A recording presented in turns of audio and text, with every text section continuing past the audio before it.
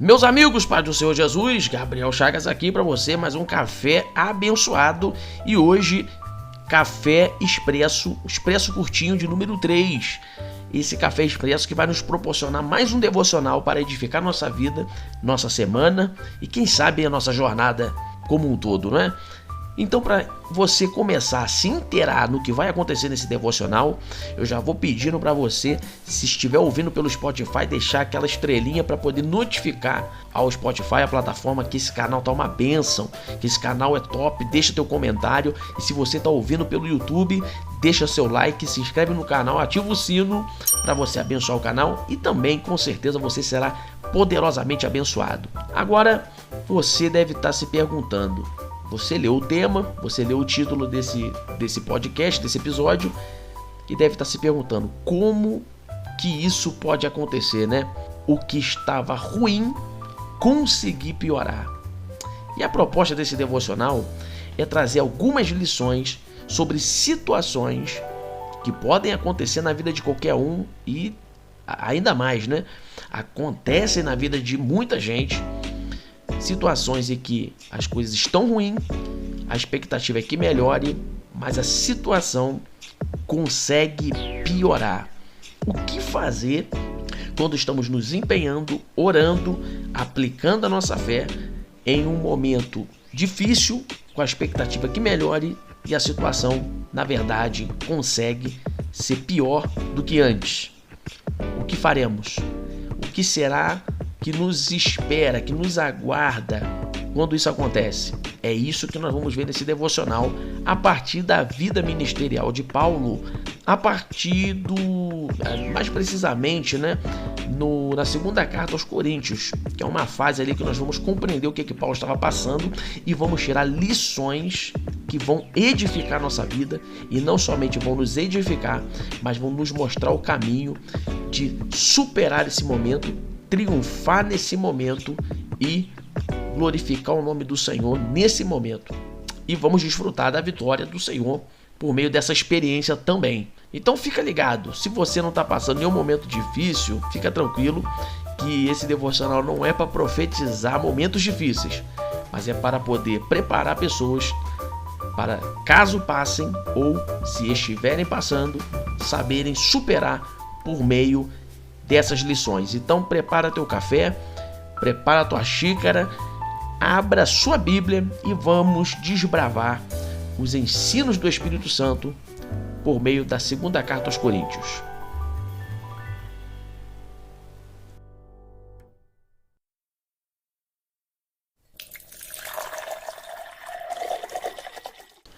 Bom, pessoal, vamos fazer uso aqui da segunda carta de Paulo aos Coríntios, mais precisamente no capítulo de número 4, e eu vou ler apenas um verso, ainda que nós venhamos trabalhar alguns.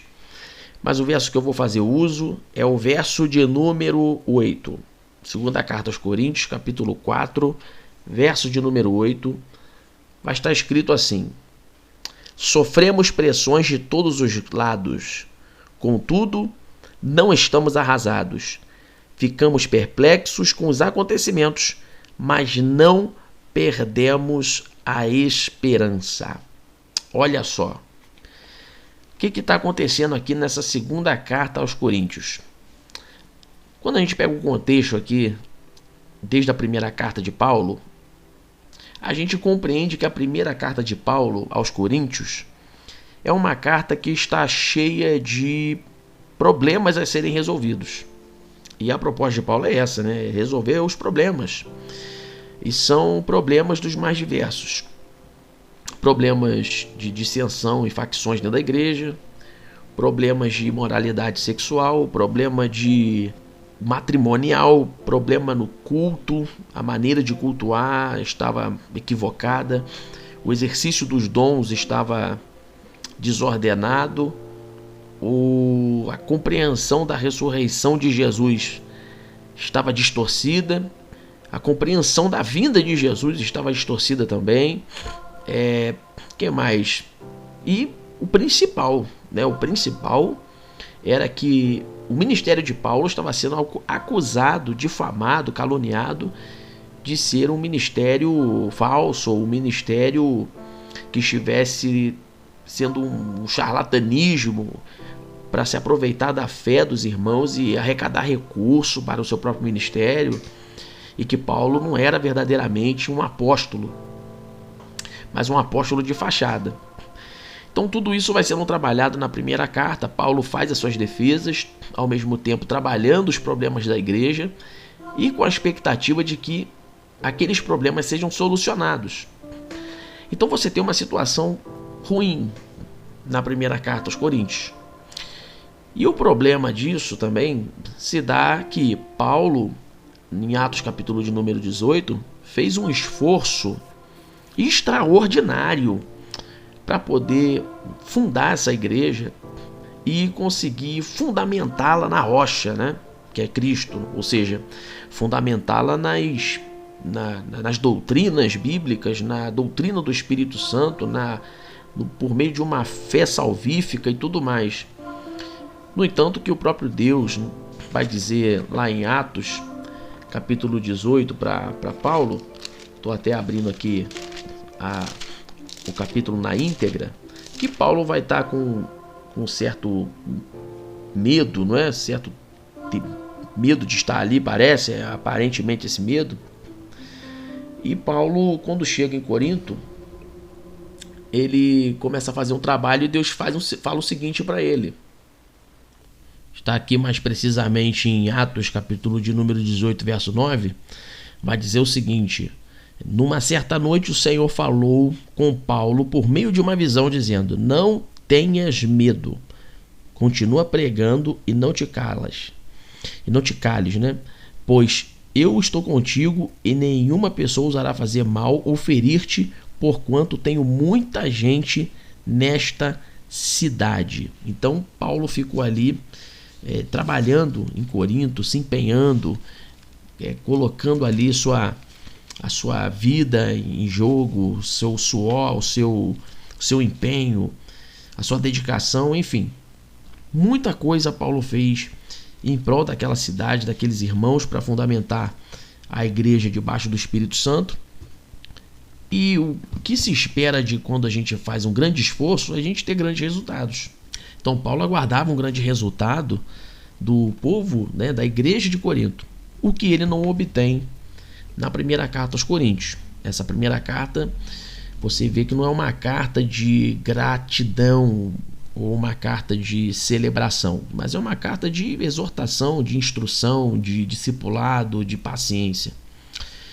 Contudo, a carta foi escrita, foi enviada, e Paulo tem essa primeira carta aos Coríntios, são 16 capítulos, e ele aguardava, não é, estar junto com os coríntios, pelo menos nesse intervalo de 1 Coríntios para 2 Coríntios. E ele consegue, parece que, segundo os estudiosos, segundo os comentaristas, Paulo tem esse encontro com a igreja de Corinto nesse intervalo entre a primeira carta e a segunda carta. Agora, quando nós chegamos na segunda carta, o cenário que nós temos é o seguinte: primeiro, a gente não vê na segunda carta os mesmos problemas da primeira carta sendo trabalhados. Então a gente vai deduzir o quê? Bom, esses problemas então foram resolvidos. A gente não tem mais aqueles problemas da primeira carta. Só que o problema é que a ausência de problemas serem citados da primeira carta na segunda não significa que esses problemas foram resolvidos. Por quê?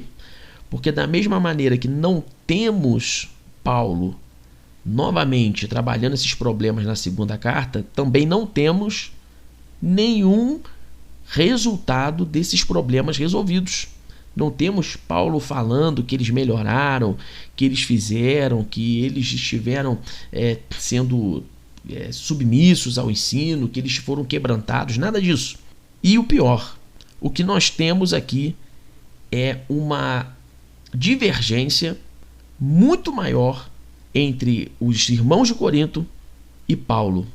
Ou seja, os irmãos de Corinto agora estão com mais divergência, com mais resistência ao ministério de Paulo, caluniando com mais afinco do que da primeira carta.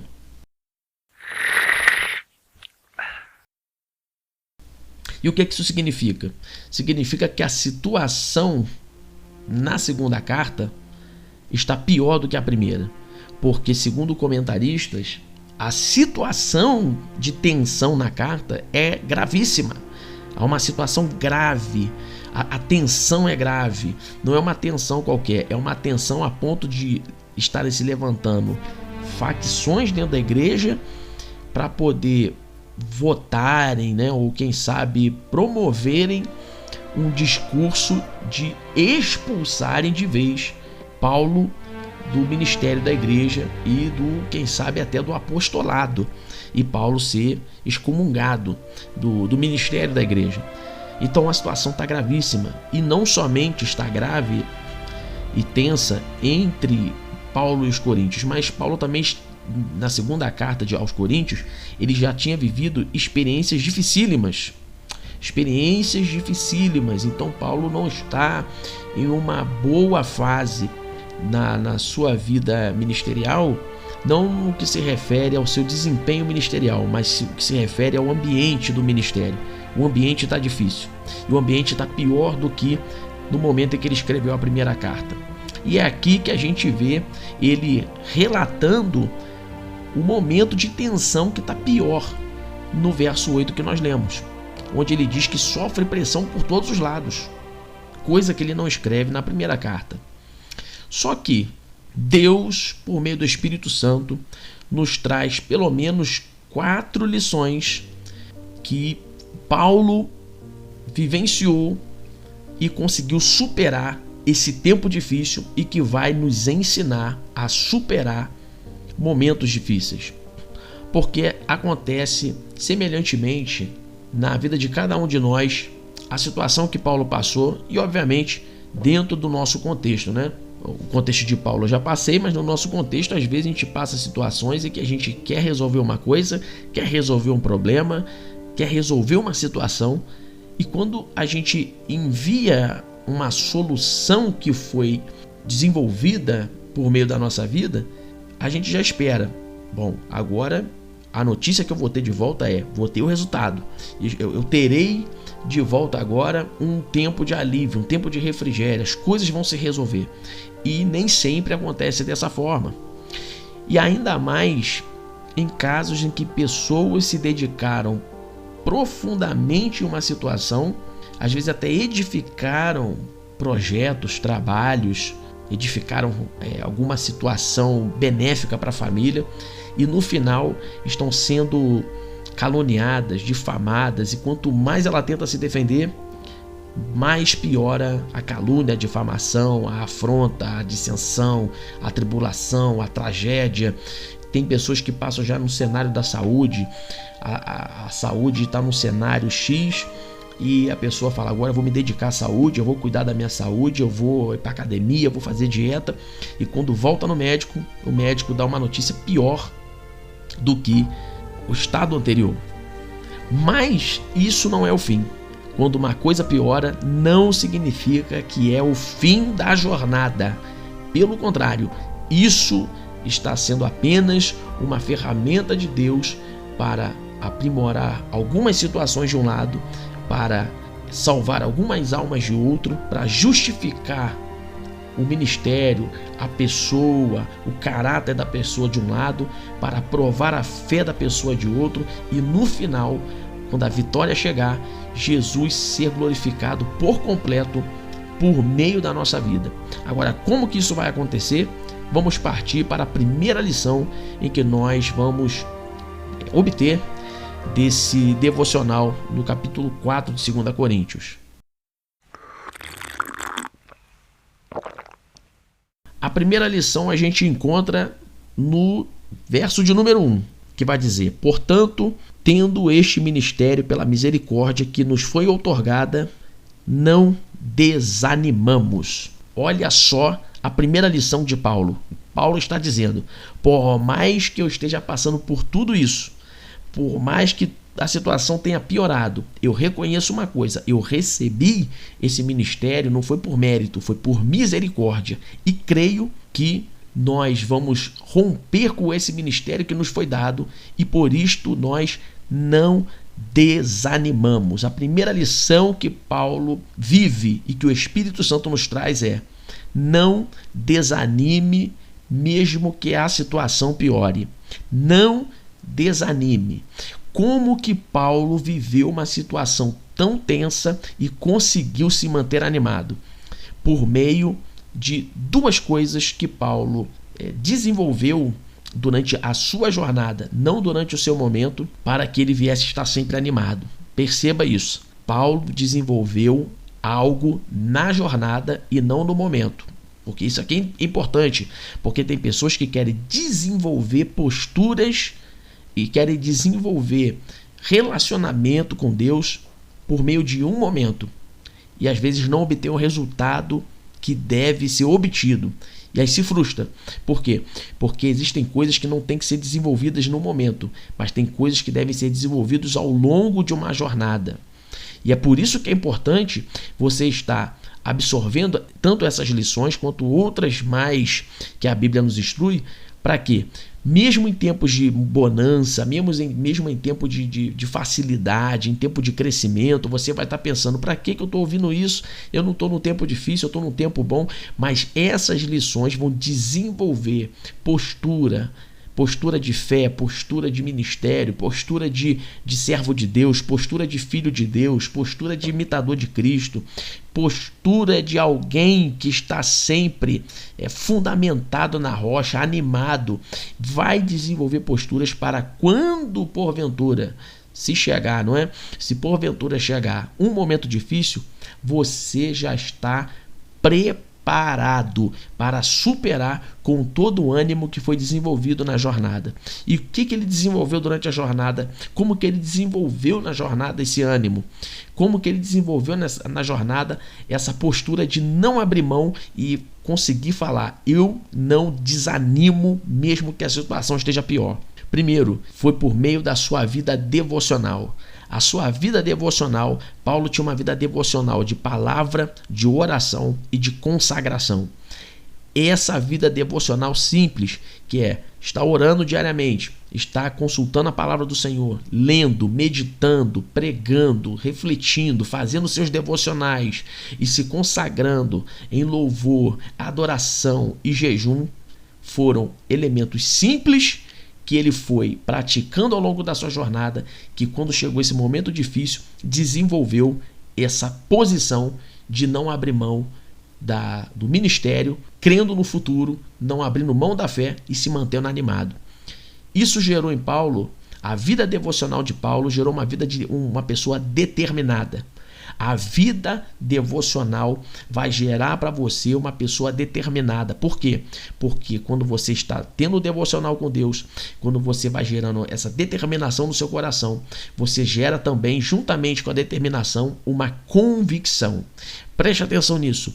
No meio de uma jornada de devocional, de relacionamento com Deus, de intimidade com Deus, você vai desenvolver determinação, e essa determinação vai ser acompanhada de algo que vai ser gerado, que se chama convicção. Paulo era convicto daquilo que ele era diante de Deus, e ele sabia que aquilo que ele era diante de Deus iria superar e vencer aquilo que ele era diante das situações e das circunstâncias da vida. Paulo sabia que ele era um homem íntegro, ele sabia que as calúnias não tinham poder sobre ele, ele sabia que as dificuldades não tinham poder sobre ele, porque o que tinha poder sobre ele era o poder de Deus, era o poder do Espírito Santo, era o poder de Cristo sobre a vida dele. E como que ele sabia isso? Por meio da sua vida devocional. E a sua vida devocional fazia com que ele fosse determinado. Ele era convicto. Eu sei em quem tenho crido. Eu sei que Deus é poderoso para fazer muito mais. Eu sei da minha posição diante de Deus. Eu sei da justiça de Deus na minha vida e sei do que Deus tem para realizar na minha vida e por meio da minha vida. E eu sei o preço que eu vou pagar e eu sei também aquilo que eu hei de receber, seja em vida ou seja também na eternidade, na era que está por vir. Ele tinha essa convicção. Ele sabia que nenhum mal, nenhuma difamação podia anular aquilo que ele era diante de Deus. e aquilo que ele era diante da igreja por meio da testificação do Espírito Santo. Essa convicção gerou, juntamente com ele, a determinação, que a determinação dele é expressa nessa frase: eu não desanimo, eu estou determinado. Eu sei que as provações fazem parte dessa vida, mas ele vai dizer também que lá em Romanos capítulo 8, verso 18, né, que as tribulações dessa terra não se comparam com a glória que há de ser revelada. E a glória que há de ser revelada, obviamente, em Romanos, ele está falando da glória vindoura, que vai vir com a segunda vinda de Cristo. Mas também podemos aplicar que existe uma glória que há de ser revelada por meio da nossa vida e do nosso ministério, que todos nós podemos viver em vida, ainda que ela não seja a plenitude da glória que há de vir.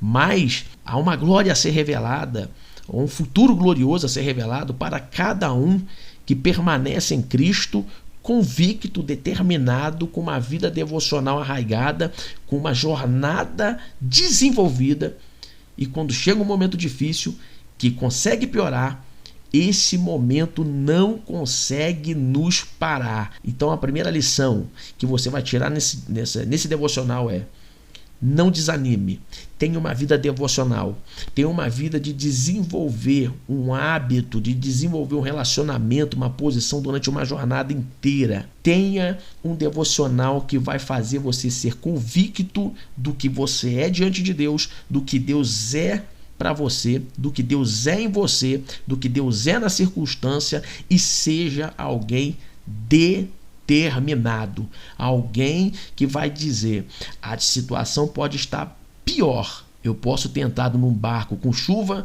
e agora posso estar no meio do mar com tempestade, mas eu sei que o Deus que eu sirvo, que é Jesus Cristo, ele vai andar sobre as águas, vai me encontrar no meio dessa tempestade, e a uma ordem que ele der, em uma só palavra, tudo isso pode cessar de uma hora para outra e virar bonança na nossa vida.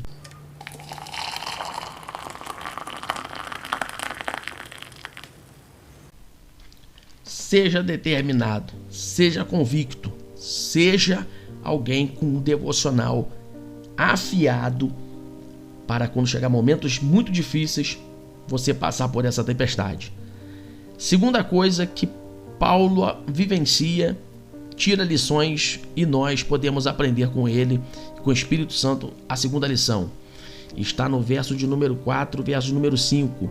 O verso de número 4 está dizendo: o Deus dessa presente era cegou o entendimento dos descrentes, a fim de que não vejam a luz do Evangelho da glória de Cristo, que é a imagem de Deus. Pois não pregamos a nós mesmos, mas a Jesus Cristo, o Senhor, e a nós mesmos como vossos servos por causa de Jesus. O que está acontecendo aqui nesse verso que a gente vai tirar de lição?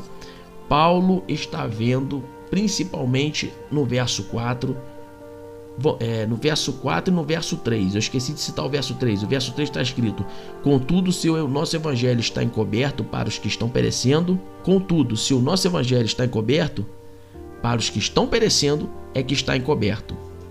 O que Paulo está querendo dizer é, dentro dessas lições, né, obviamente, eu sei de onde está vindo os problemas. Eu sei a origem dos problemas. Paulo estava totalmente ciente de que aquilo que ele estava vivenciando, conforme o verso 3 e 4, dessas oposições, não era somente uma guerra de dissensão, de contenda unicamente humana, mas aquilo está revelado também em Efésios capítulo 6, verso 12, que a sua luta não era contra carne nem sangue, mas potestades e principados do ar. Então ele sabe a origem do problema e sabe que aquilo está sendo manuseado pelas trevas para poder lhe causar danos, para parar o seu ministério e a sua jornada. Então, qual é a segunda lição que nós aprendemos aqui? Identifique de onde está vindo os problemas dessa situação. Identifique de onde está vindo aquilo que está fazendo a situação piorar. Porque se você não identificar de onde está vindo o problema, você nunca vai conseguir conquistar a vitória. É necessário você identificar o problema, para você ter estratégia por meio de Deus, para você ter uma direção por meio de Deus, de conseguir conquistar a vitória dessa situação.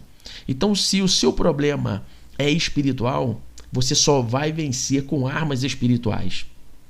Não se vence guerra espiritual com armas físicas, é somente com armas espirituais. E se a tua situação estava ruim e piorou, mas ela é estritamente um problema físico, ou seja, pode ser às vezes um problema de saúde, você pode até solicitar um milagre de Deus, você pode orar ao Senhor para Ele intervir naquilo que você já não consegue mais resolver fisicamente. Porém, você tem que identificar de onde está vindo esse problema e você tem que agir em favor de solucionar esse problema. Paulo, quando ele identificou, ele estava em busca da solução. Ele falou, olha, se o evangelho está encoberto para quem perece. Contudo, eu sei que muitos estão perecendo por causa desse evangelho que está encoberto, porque quem está cegando, ou seja, quem está embaçando a vista das pessoas para que o evangelho fique encoberto para elas, é o príncipe desse mundo, que é quem? Que é o diabo, que é as trevas. Contudo, ele vai dizer, mas nós não pregamos para nós mesmos. Nós não pregamos a nós mesmos, mas pregamos a Jesus Cristo, Senhor.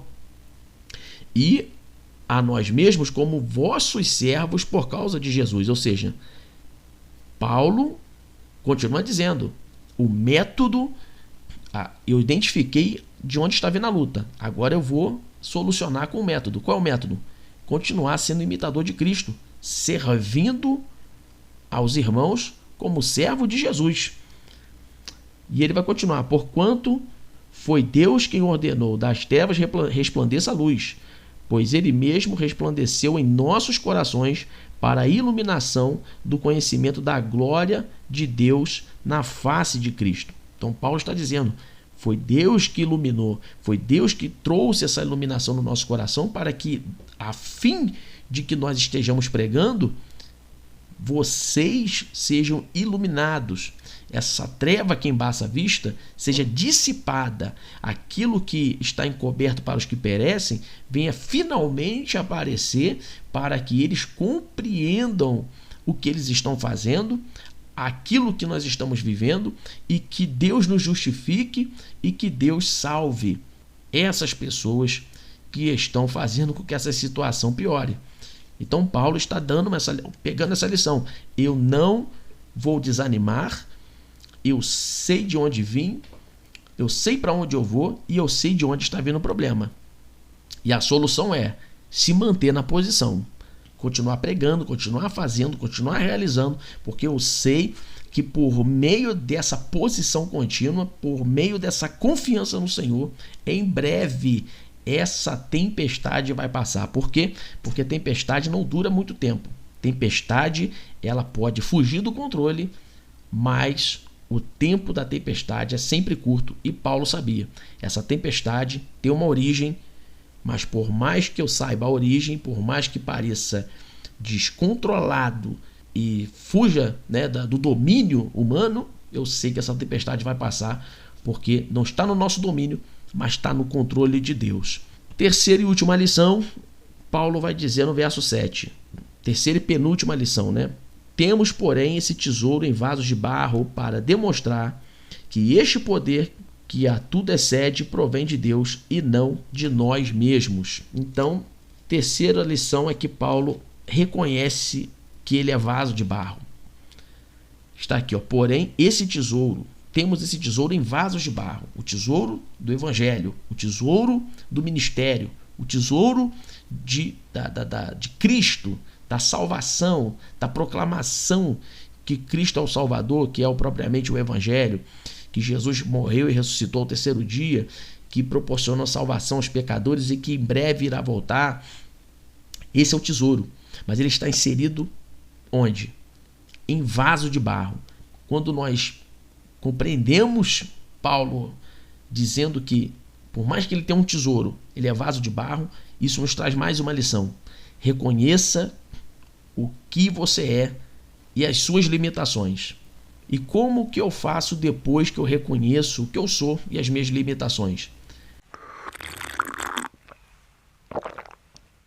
Coloque as suas limitações e a confissão daquilo que você é diante do Senhor, dizendo: Deus, o que o Senhor me confiou é glorioso, é grande, é poderoso, eu não mereço. O que o Senhor confiou para a minha vida, para o meu ministério, para a minha jornada, o que o Senhor tem feito, o que o Senhor tem proporcionado, o que o Senhor tem abençoado, eu não mereço. Contudo, por mais que eu tenha toda essa preciosidade do Senhor, eu, na minha estrutura, sou vaso de barro. Eu sou uma matéria que veio do pó e vai voltar ao pó. Com isso eu tenho limitações. Eu não consigo ir além do espaçamento das minhas pernas. As minhas pernas têm um limite. O meu braço alcança até um limite. Eu consigo correr até um limite. O meu fôlego ele vai até um limite. Eu não tenho capacidade de suportar essas grandes lutas sozinho, sem a tua provisão, sem a tua intervenção. A luta é grande. A luta é grande porque eu sei que o tesouro que o Senhor confiou é grande. Mas eu continuo sendo pequeno. Eu não sou grande, eu não sou do tamanho do tesouro que o Senhor confiou. Eu sou pequeno, eu sou fraco, eu sofro tentações e sou naturalmente inclinado a cair e a pecar. Mas se o Senhor segurar na minha mão, se o Senhor continuar me instruindo, se o Senhor fizer como Paulo disse lá em 1 Coríntios 10, se não me engano, verso de número 13, que vai dizer que não sobreveio tentação que nós não possamos suportar, porque e no final das contas Deus nos dá sempre uma válvula de escape, né? Ou seja, sempre nos dá um caminho, nos dá uma saída para não cairmos. Então confesse a Deus as suas limitações, diga das suas tentações, diga da sua dor, faça súplica, não retenha as suas limitações, não retenha as suas dificuldades, não retenha as suas fraquezas na confissão com o Senhor, porque esse reconhecimento vai fazer com que o tesouro que está dentro de você, que é o Evangelho, que é o Espírito Santo de Deus, venha te fortalecer, te capacitar e superar a tua estrutura de vaso de barro, que vai fazer com que você cresça, triunfa e saia vitorioso dessa situação difícil, dessa situação complicada em que cada um de nós possamos entrar. E ele vai dizer o seguinte, que esse tesouro que está dentro do vaso de barro é para demonstrar que este poder que a tudo excede provém de Deus. Ou seja, é no meio da confissão, é no meio dessa situação em que nós falamos, eu sou vaso de barro, tenho fraqueza e tenho limitações, que o tesouro que está dentro de nós manifesta poder. E é por meio desse poder que nós vamos sair dessa situação, onde podemos fazer uma concordância em Efésios capítulo 3, verso 20, que vai dizer que Deus é abundantemente poderoso que Deus é poderoso para fazer abundantemente mais do que pedimos ou do que necessitamos, por meio do poder que se manifesta em nós. Ou seja, aquilo que Deus vai realizar é por meio do poder que já está por meio de nós, ou seja, sendo operado pelo Espírito Santo, sendo operado pelo Evangelho, que já está inserido desses vasos de barro que somos eu e você. Então receba esta palavra, não desanime, identifique de onde está vindo o problema, mantenha a posição e reconheça que você, mesmo limitado, você pode receber a manifestação poderosa do tesouro do Espírito Santo de Deus, que vai fazer você romper nesse tempo difícil. E para fechar, Paulo vai dizer o seguinte, né? Sofremos pressões de todos os lados, contudo, não estamos arrasados, ficamos perplexos com os acontecimentos, mas não perdemos a esperança. Paulo vai dizer aqui no final dessa lição, desse devocional, ele vai dizer o quê? Tem situações que realmente a gente fica de boca aberta, a gente fala, não acredito que isso está acontecendo, eu não acredito que aconteceu desse jeito, eu não acredito que aconteceu por meio dessa pessoa, eu não acredito que aconteceu isso é cena de filme, isso é coisa de Hollywood, eu não sabia que isso era possível na realidade. Mas Paulo está dizendo, por mais que eu fique de boca aberta com situações terríveis, eu não perco a esperança, porque eu sei quem eu sou, eu sei quem Deus é em mim, eu estou determinado, eu sei que o problema não sou eu, o problema está na circunstância e eu sei que tem solução. A solução é que o poder de Deus está dentro desse vaso limitado de barro e eu sei que esse poder também edifica a minha fé, porque podemos aplicar aqui no final, Lamentações capítulo 3, verso 21. Lembro-me daquilo que me traz esperança. E o que nos traz esperança? As passagens em que Jesus triunfou em grandes tempestades. Passagens em que Jesus realizou milagres em situações que pioraram na vida de muitas pessoas.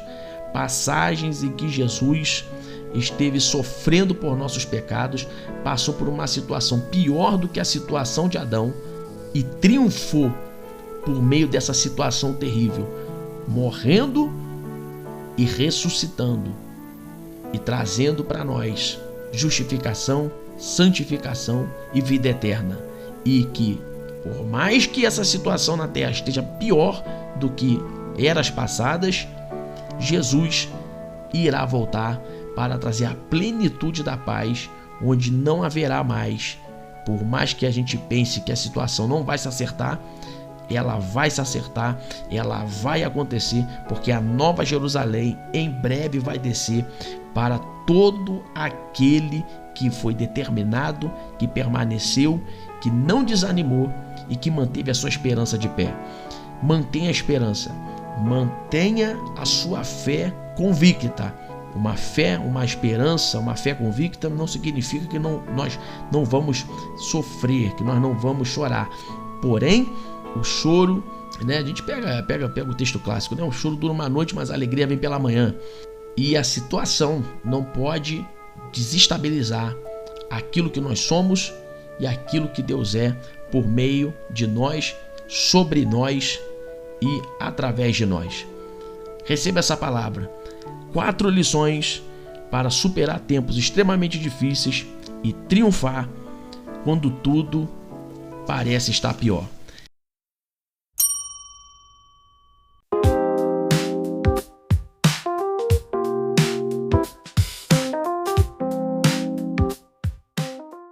Deus te abençoe. Foi um devocional gigante, mas edificante. Se você ficou até o final, não se esquece de deixar aquele like, de nos acompanhar nesse café, nesse devocional e compartilhar esse devocional para quem você acha que precisa, que está passando um momento difícil e que com certeza você enviando esse devocional pode ser uma ferramenta poderosa para ela superar a situação e sair triunfante para a glória do nome de Jesus. Deus te abençoe. Esse foi mais um Café Expresso curtinho, que não foi nem tão curto assim, mas que você fique ligado para os nossos próximos devocionais. Grande abraço, Deus te abençoe, fique na paz de Cristo. Amém.